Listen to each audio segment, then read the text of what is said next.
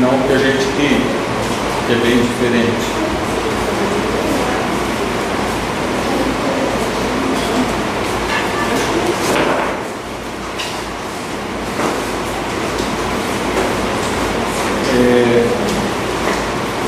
Nesse mês de outubro,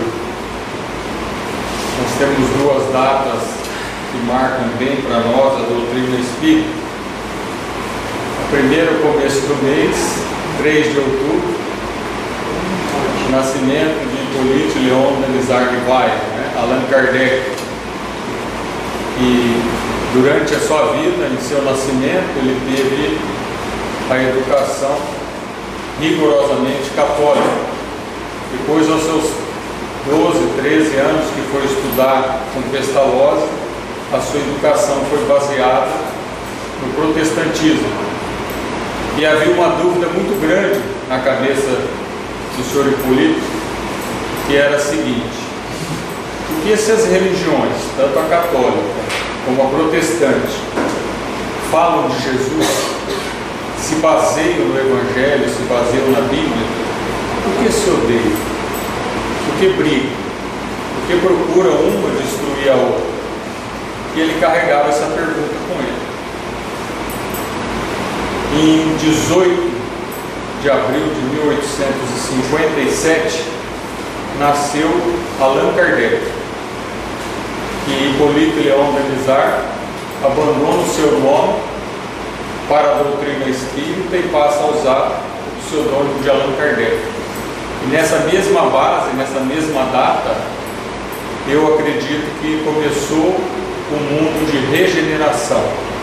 Até então nós tínhamos trabalhado e trabalhando no mundo de provas e expiações. Por que mundo de regeneração? Porque dificilmente, vamos dizer, raramente, uma pessoa que procurar estudar a doutrina espírita, compreender a doutrina espírita, ela não irá se regenerar. A partir do momento que a gente passa a estudar, conhecer a doutrina, ver os seus efeitos, a maturidade com que ela nos apresenta a vida, de uma forma contínua, encarnado ou desencarnado, é muito difícil a gente não mudar a nossa forma de pensar, de agir. Uma coisa é muito forte em nós, que predomina, que são os nossos hábitos. A maneira como nós agimos, estamos acostumados a agir, a maneira como em sociedade a gente viciou a fazer determinadas coisas, a gente não pensa. A gente acaba agindo, acaba errando de novo, acaba se arrependendo e procura acertar. Porque ainda não estamos meditando o suficiente naquilo que nós aprendemos, naquilo que nós estudamos. E quando Allan Kardec soltou a primeira edição do Livro dos Espíritos, ela continha 725 questões. Hoje são 1019, 1018, de acordo com quem edita. E ele recebeu a notícia que a igreja tinha comprado, tinha adquirido vários volumes do Livro dos Espíritos. Isso deixou ele muito feliz. Falou, já pensou como pode, né? Porque a doutrina espírita toda é baseada em nosso Senhor Jesus. E ele ficou feliz com essa ideia, né? Mais rapidamente poder implantar em nossos corações a ideia da doutrina baseada em Jesus, e o reino de Deus estaria cada vez mais próximo. E ele recebe uma comunicação através dos espíritos amigos, a comando do Espírito da Verdade, para que ele não se animasse muito e não ficasse muito contente com isso, porque aqueles que adquiriram os livros, os volumes, eles estavam com intenções de achar a falha dentro da doutrina espírita, procurar a falta de lógica, as coisas que não fizessem jus à razão que a doutrina até então despertava. E de lá para cá ainda ninguém conseguiu, ou falou, ou mostrou alguma coisa que seja irracional e não tem uma lógica impecável dentro da doutrina espírita. Por mais que queiram atacar a doutrina espírita, procuram atacar a moral, mas não a sua lógica. não o seu bom senso. Por isso que a responsabilidade nossa de espíritas, iniciantes, caminhantes ou já mais velhos, é muito grande. Porque quando Jesus falava para nós, e isso se salienta bastante no Evangelho segundo o Espiritismo, não levava-se em conta o seu milagre, os seus atos, as suas manifestações nas festas, mas o seu exemplo moral, a sua força moral que fazia as pessoas que o amassem chegar perto dele, começarem a chorar, a derramar lágrimas e cair de joelho. E aqueles que não o amavam e queriam dar fim à sua vida, quando olhavam para Jesus e Jesus os encarava, eles subiam apavorados, tinham medo de encarar Jesus, porque Jesus foi e é e será sempre para nós o maior cunho de verdade. E a outra data nossa, que é marcante também para a doutrina espírita, embora poucas pessoas saibam, é no dia 13 de outubro, que chegou na Espanha um carregamento, um navio levando 300 volumes do Livro dos Médiuns. Porque aqueles que leram o primeiro volume, que estudaram o primeiro volume, que é o Livro dos Espíritos, ficaram encantados, ficaram fascinados com a filosofia da doutrina e que queriam, quiseram conhecer a parte científica da doutrina. Que a parte científica da doutrina é o Livro dos Médiuns. Não é colocar qualquer tipo de ciência, qualquer tipo de novidade dentro da doutrina espírita, alegando que a doutrina espírita tem a parte científica. Não é isso.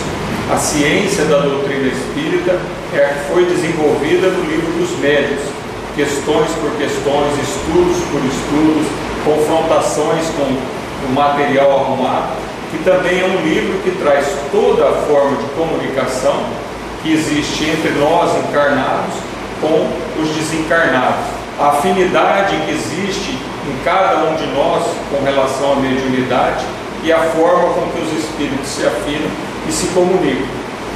Quando essa carga chegou no porto da Espanha, a igreja tomava conta do porto. Tudo que descesse no porto tinha que passar pelo olho da igreja. E tinha um bispo lá, meio nervosinho, irritado. Quando ele viu aquela carga, 300 volumes do Livro dos Médiuns, ele mandou colocar tudo no pátio do cais, no porto, e mandou pôr fogo. E as pessoas que estavam lá esperando para receber as obras ficaram indignadas. Então, conforme a fogueira ia levantando, foram tentando apagar, o capitão do navio via as pessoas pegarem pedacinhos queimados e procurarem ler, procurar entender do que se tratava aquilo. Ele ficou tão chocado com aquilo que ele prometeu que a próxima viagem dele ele traria os 300 volumes e distribuiria pessoalmente para as pessoas sem interferência da igreja. E quando Kardec ficou sabendo disso, ele não sabia o que fazer.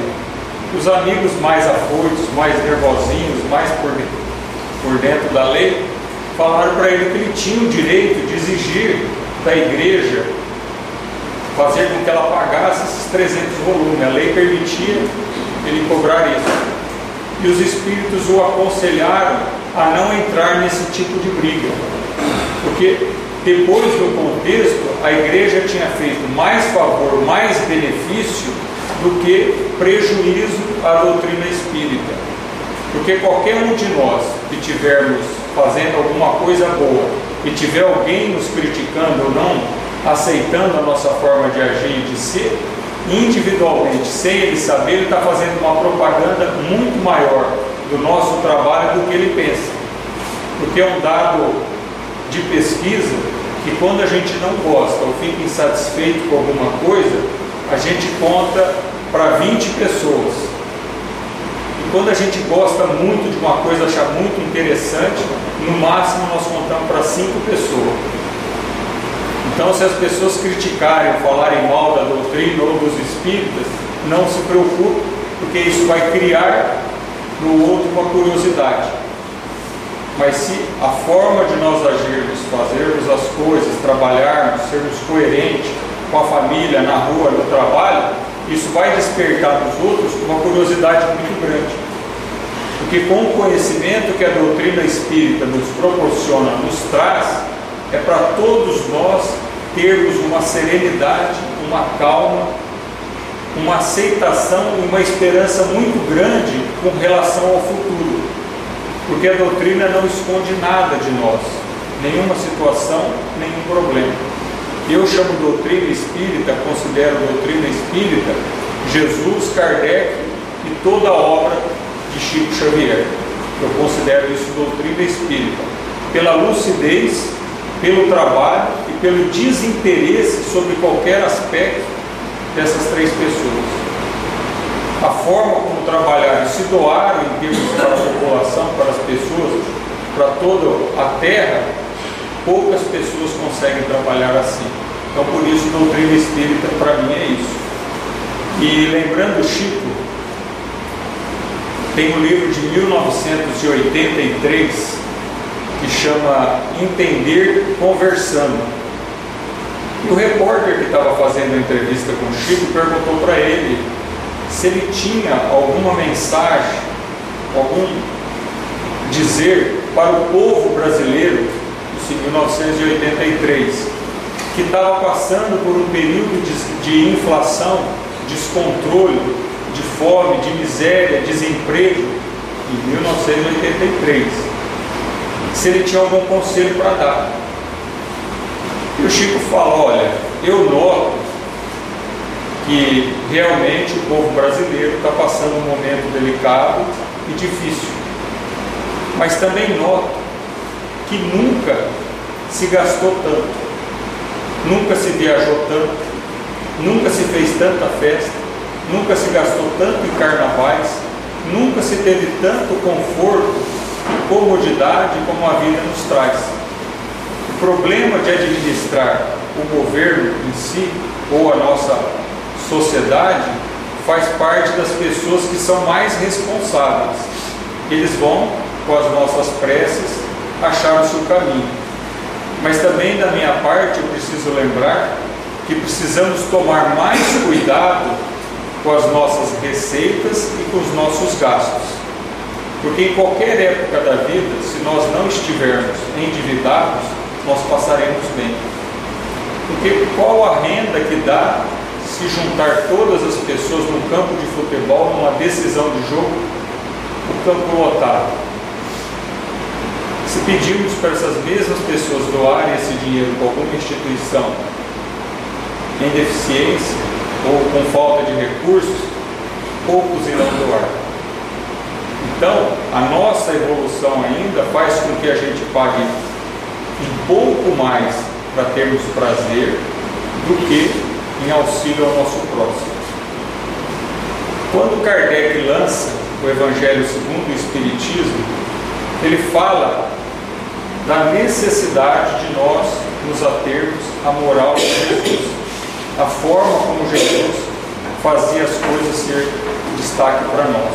Ele fazia com que isso mostrasse bem declarado. E na introdução do Evangelho segundo o Espiritismo, ele faz uma observação, que os homens podem queimar todos os livros, mas não tem como queimar os espíritos. Os homens podem destruir tudo, perseguir, mas não tem como acabar com o espírito. Tanto que a gente tem uma observação de Jesus no Evangelho que fala para a gente temer não o homem que pode nos fazer mal, mas temermos a Deus. Quando ele diz temer a Deus, não é ter medo de Deus em si, mas temermos em nós de fugirmos à ideia das leis de Deus. Porque as leis de Deus realmente são baseadas no amor. E isso para nós é uma dificuldade, essa compreensão. E o amor é uma força tão grande, tão poderosa, que ela é arrebatadora para quem o tem. Ela hipnotiza, magnetiza e convence, com poucas palavras, num olhar, num gesto, aquele que está perdido. Mas é uma força tão grande que ainda nós não temos condições de manipular. Por isso Deus nos concede a oportunidade de distribuir e receber esse amor entre amor de pai, de mãe, de irmãos, de filhos, com os animais, com as naturezas todas que tem, né, o ar, terra, plantas, para que a gente vá exercitando gradativamente esse exercício do amor. Mas também a gente para às vezes para pensar essa pergunta que Kardec faz ao Espírito da Verdade: o homem que está sujeito a erros não pode se enganar na apreciação do bem e do mal e crer que faz o bem quando na realidade faz o mal? Será que tem algum de nós que não está sujeito ao erro?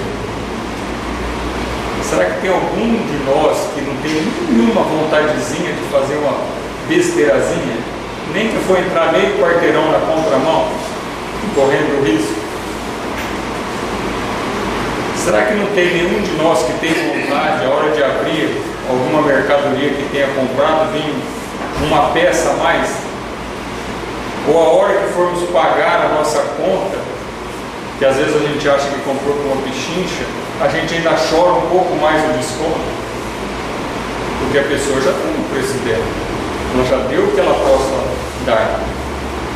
Será que não tem nenhum de nós que não queira dar uma ludibriada no nosso momento do trabalho, na hora que nós estamos trabalhando, aquela idinha no banheiro mais demorada, aquele trabalho mais moroso, na hora de às vezes dar uma aula, ensinar alguma coisa, ir protelando, levantar várias vezes para beber água, porque o tempo não é nosso. Como foi feito na leitura agora no início, tudo o que nós encontrarmos ao entrarmos na terra, nós vamos deixar, não nos pertence. Dinheiro não nos pertence. Propriedades não nos pertence.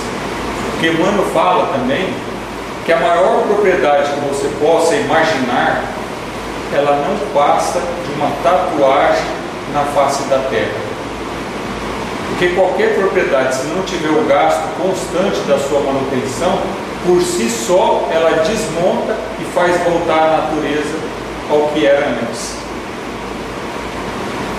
E as coisas não nos pertencem, porque no livro Evolução de Dois Mundos fala sobre o fluido cósmico universal. O fluido cósmico universal é a emanação de Deus. Ela preenche o universo. Não tem um espaço no universo que não tenha a emanação de Deus.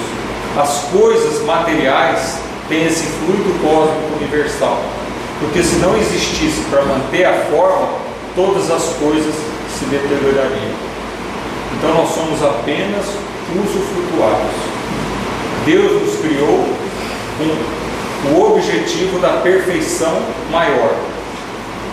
Esse trabalho da perfeição é única e exclusivamente nosso. André Luiz, no Evolução em Dois Mundos, fala que desde que a Terra começou a primeira camada gelatinosa do princípio inteligente a envolvê-la, que começou a aparecer os primeiros sinais de vida, até o primeiro ser que levou o pensamento ao céu para imaginar que podia ter alguma coisa, levou 15 milhões de séculos. 15 milhões de séculos. Até o primeiro ser que demonstrou vida, que foi a primeira célula, a primeira bactéria, até o ser humano que conseguiu levar o pensamento a Deus. E André Luiz fala no livro Libertação que desde quando nós adquirimos uma razão mais plena, isso há 40 mil anos atrás, nós mudamos pouca coisa em bondade, evoluímos muito materialmente. Tem coisas que nós desconhecemos de tanta evolução que existe.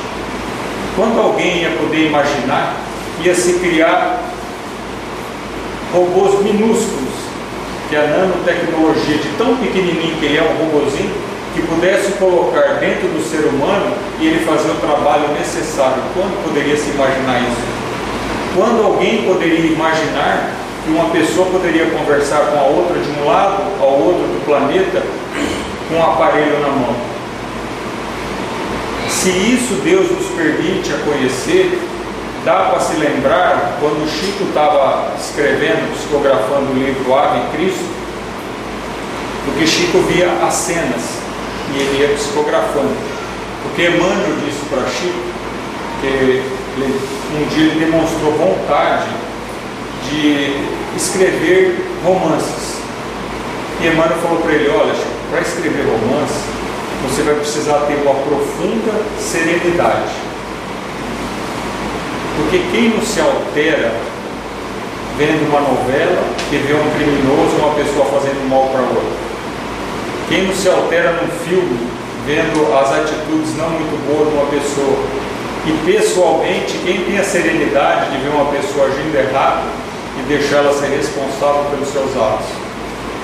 E quando muito se puder fazer alguma coisa e conversar fraternalmente, aconselhando.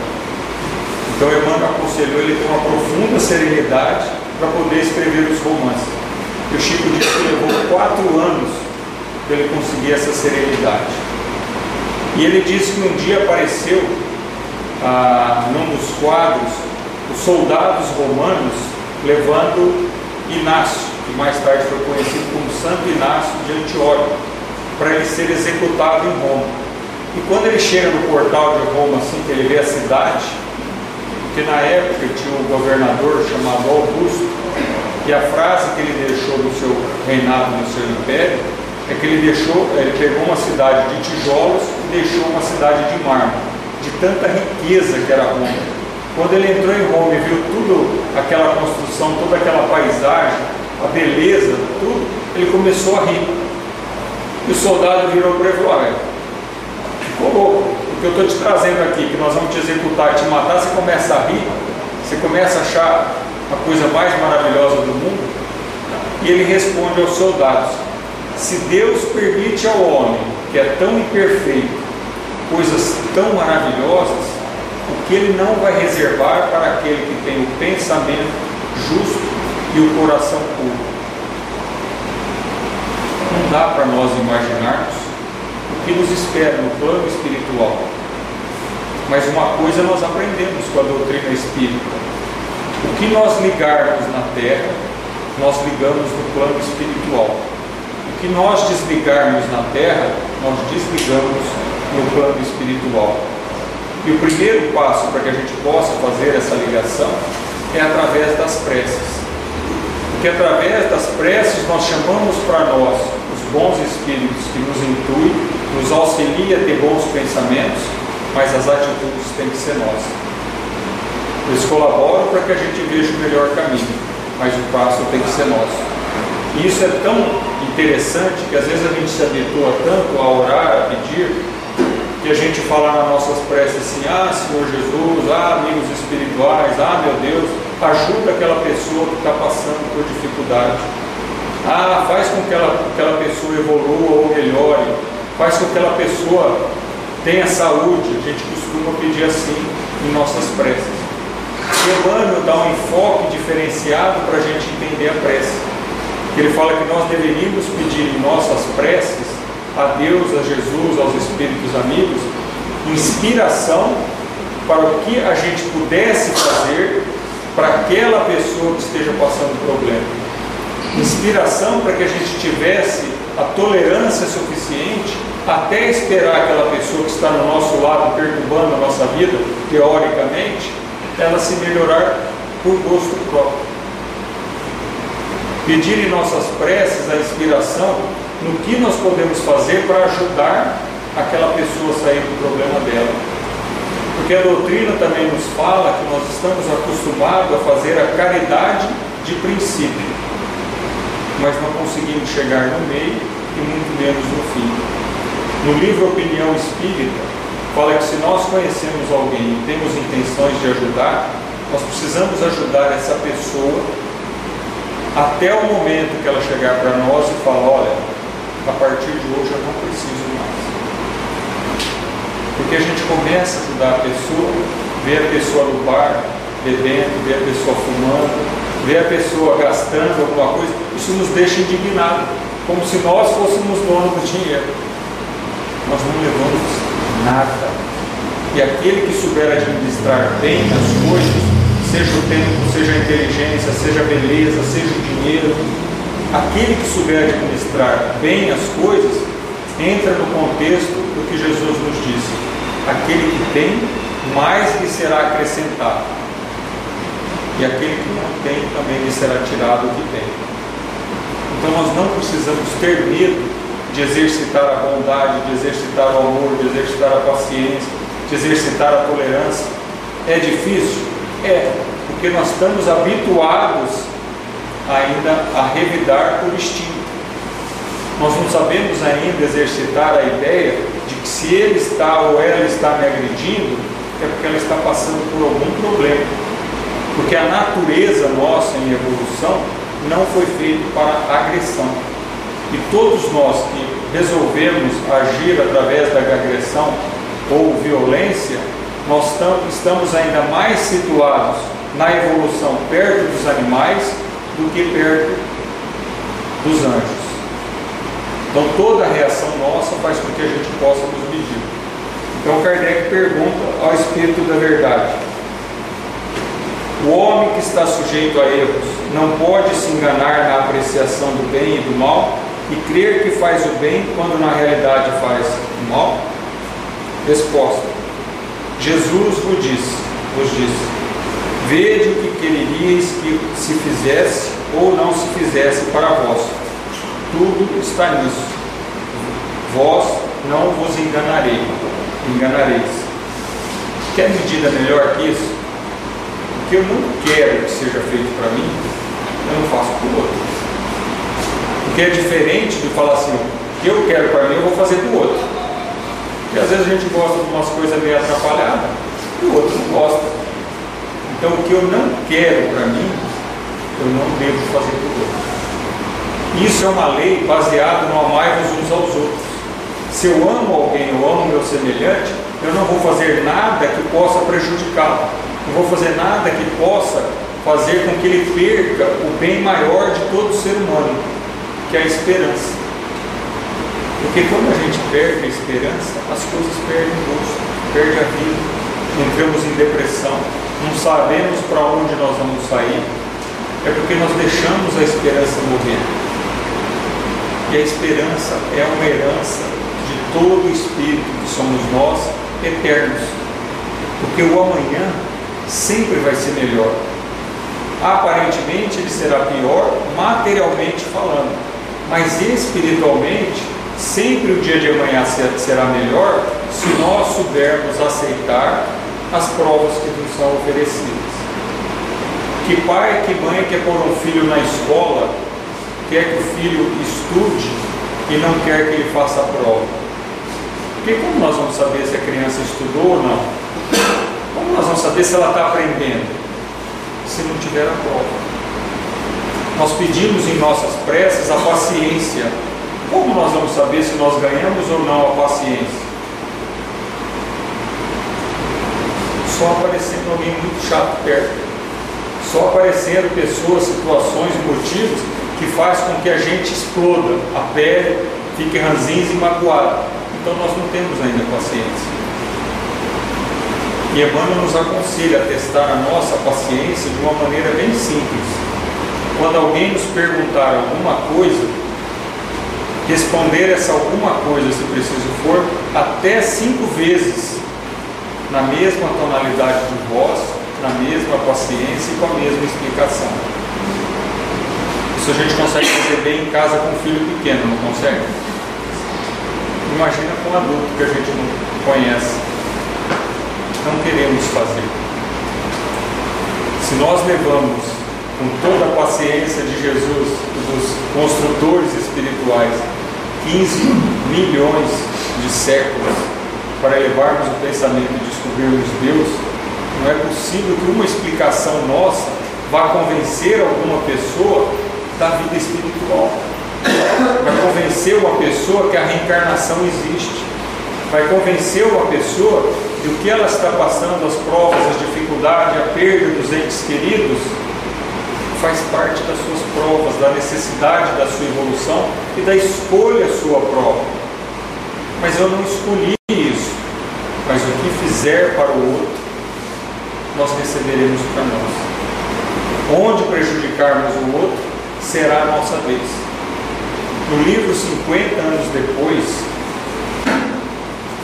fala de um imperador, que eu não vou lembrar o nome dele agora, mas que ele era bem malvadinho, judiava bastante do povo, criava bastante impostos, puxava a língua do pessoal mesmo, deixava as pessoas em dificuldades muito grandes. E ele agia como se ele fosse o dono do universo. Ao desencarnar, ele não ficou nenhumas horas no plano espiritual. Fizeram com que ele reencarnasse automaticamente numa favela perto de Roma, a favela do Esquilino. Então nós não precisamos nos preocupar, não precisamos achar que estamos sendo roubados ou lesados, porque nós estamos no ponto exato onde vai ser exercitado o que nós aprendemos. Porque quando nós decidimos a falar de política, porque a palavra política em si significa a ciência de administrar o Estado. Isso é política.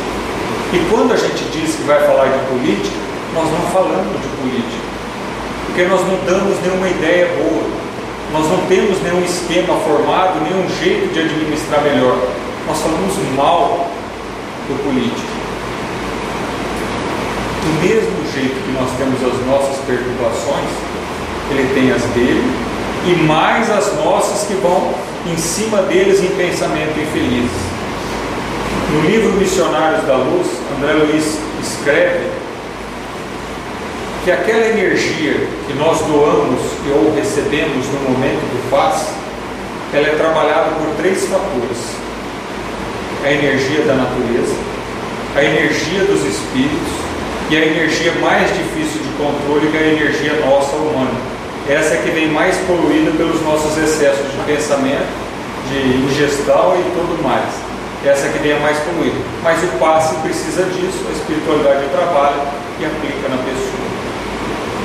Quando emitimos pensamentos infelizes para alguém, quando fazemos crítica sem ter base, e mesmo se tivermos base na crítica não deveríamos fazer, é o mesmo processo: energias da natureza, energia do plano espiritual e nossa energia, só que em faixa diferente, só que em camada de vibração diferente, e essa energia chega.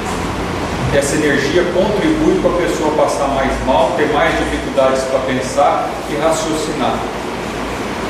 Então Pedro II é o Espírito que fala no Brasil, coração do mundo, o Pátria do Evangelho. É o Espírito de nome Longínquos, que seria a última encarnação dele na Terra, para terminar os seus afazeres. E ele sabia de tudo que ia se passar na sua vida.